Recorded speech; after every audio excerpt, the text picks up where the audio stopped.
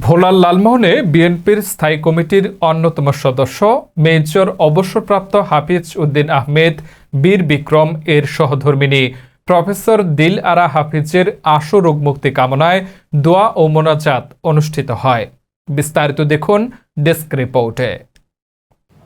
শনিবার সন্ধ্যায় উপজেলার কালমা ইউনিয়নের বিএনপি তরুণ নেতা মেহেদী হাসান সুজনের পক্ষ থেকে তোরাবগঞ্জ জামে মসজিদে দোয়া ও মোনাজাত অনুষ্ঠিত হয়।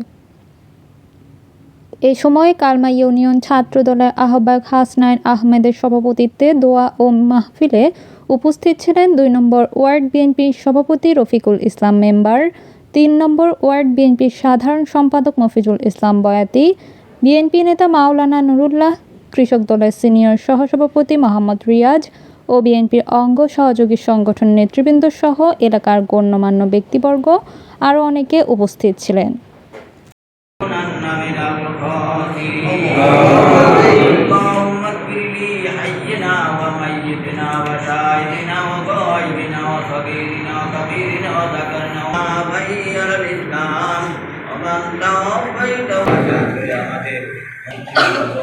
আমাদের নেত্রী খালেদা জিয়া আমাদের জন্য আমরা দোয়া করি আল্লাহ তাদেরকে আপনি সুস্থ রাখেন, সুস্থ করিয়ে দেন, থেকে আপনি তাকে হেফাজত করেন, থেকে হেফাজত করেন আল্লাহ রোগ আপনি দেন, আবার আপনি মাফ করে দিতে পারেন আল্লাহ।